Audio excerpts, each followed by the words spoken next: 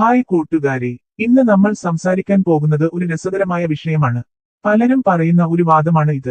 Micro പരിണാമം നമുക്ക് കണ്ണുകൊണ്ട് കാണാൻ കഴിയുന്ന കാര്യമല്ലേ, അതുകൊണ്ട് അത് ശരിയാണെന്ന് മതവാദികൾ തന്നെ സമ്മതിക്കും.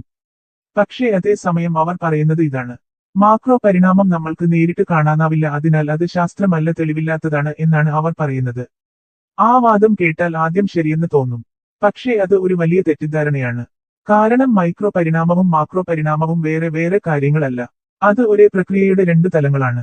മൈക്രോ പരിണാമം എന്നത് ചെറുതായ മാറ്റങ്ങളാണ്. നമുക്ക് അത് നേരിട്ട് കാണാൻ പറ്റുന്നവയാണ്.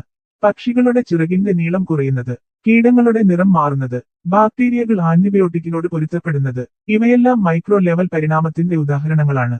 അതുകൊണ്ട് മതവാദികൾ പറയും ഇത്രയൊക്കെ ശരിയാണെന്ന്. പക്ഷേ അവർ മനഃപൂർവ്വം പറയാതെ മറച്ചു വെക്കുന്ന കാര്യം ഇതാണ്: ചെറിയ മാറ്റങ്ങൾ തുടർച്ചയായി നടന്നുകൊണ്ടിരിക്കുമ്പോഴാണ് വലിയ മാറ്റങ്ങൾ ഉണ്ടാകുന്നത്. പർവ്വതം ഉണ്ടാകുന്നത് പോലെ തന്നെയാണ്. ഒരു ദിവസം പെട്ടെന്ന് പർവ്വതങ്ങൾ പൊങ്ങി വരുന്നില്ല. ലക്ഷക്കണക്കിന് വർഷങ്ങൾ കൊണ്ട് ചെറിയ ചെറിയ മാറ്റങ്ങൾ അടിഞ്ഞുകൂടിയപ്പോഴാണ് വലിയ രൂപങ്ങൾ ഉണ്ടാകുന്നത്. അതുപോലെ തന്നെയാണ് ജീവജാലങ്ങളിലെയും മാറ്റങ്ങൾ സംഭവിക്കുന്നത്. നാം കാണുന്നത് മൈക്രോ പരിണാമമാണെങ്കിലും അതിന്റെ ദീർഘകാല ഫലം തന്നെയാണ് മാക്രോ പരിണാമം. അത് കാണാൻ മനുഷ്യന്റെ ആയുസ് മതിയാക്കില്ല. പക്ഷേ ഭൂമിയുടെ നീണ്ട ചരിത്രം അതെല്ലാം നമുക്ക് കാണിച്ചു തരുന്നുണ്ട്. ഭൂമിയിലെ പഴയ പാളികളിൽ കുഴിച്ചു നോക്കുമ്പോൾ കിട്ടുന്ന ഫോസിലുകൾ അതിന്റെ തെളിവുകളാണ്.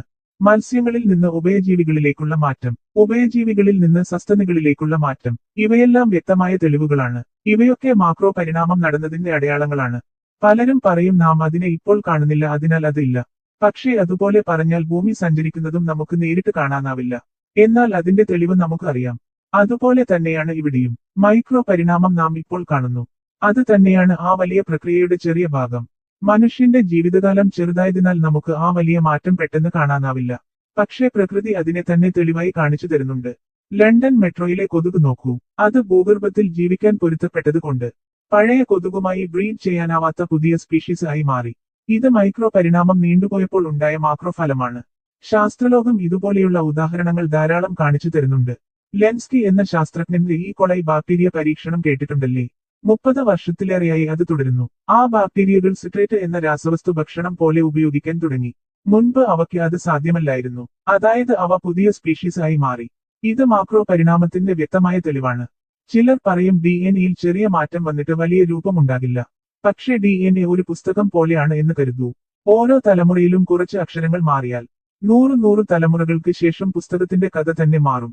അത് തന്നെയാണ് ജീവജാലങ്ങളിലും സംഭവിക്കുന്നത്. മൈക്രോ പരിണാമം അംഗീകരിച്ച മാക്രോ പരിണാമം തള്ളുന്നത്. ചിത്രത്തിന്റെ പകുതി മാത്രം കണ്ടിട്ട് മുഴുവൻ ചിത്രമില്ല എന്ന് പറയുന്നത് പോലെയാണ്. ഒരു ഭാഗം മാത്രം വായിച്ച് പുസ്തകം മുഴുവൻ മനസ്സിലായെന്ന് പറയുന്നതുപോലെ തന്നെയാണ്. മൈക്രോ പരിണാമം തന്നെയാണ് മാക്രോ പരിണാമത്തിന്റെ വഴി.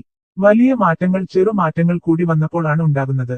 അതാണ് ശാസ്ത്രം പറയുന്നത്. അതാണ് തെളിവ് കാണിക്കുന്നത്. ജീവൻ എന്നത് നിശ്ചലമല്ല, അത് മാറിക്കൊണ്ടിരിക്കുന്നു. മാറ്റം തന്നെയാണ് ജീവന്റെ സ്വഭാവം. മാറ്റം ഇല്ലെങ്കിൽ വളർച്ചയുമില്ല. അതിനെ കാണാൻ സമയവും മനസ്സും വേണം. അതുകൊണ്ട് കൂട്ടുകാരെ, മൈക്രോ പരിണാമം ശരിയാണെന്ന് സമ്മതിച്ച് മാക്രോ പരിണാമം തള്ളുന്നത് പകുതി സത്യം മാത്രം കാണുന്ന കണ്ണാണ്. ശാസ്ത്രം മുഴുവൻ ചിത്രം കാണാൻ നമ്മെ പഠിപ്പിക്കുന്നു. അറിവാണ് വളർച്ചയുടെ വഴിയും പരിണാമത്തിന്റെ അടിത്തറയും. നമ്മൾ ചോദ്യം ചെയ്യുമ്പോഴാണ് അറിവ് വളരുന്നത്. അതാണ് ശാസ്ത്രത്തിന്റെ ശക്തി. അടുത്ത വീഡിയോയിൽ കാണാം കൂട്ടുകാരെ, മറ്റൊരു കപടശാസ്ത്രവാദത്തെ പൊളിച്ചെടുക്കാൻ.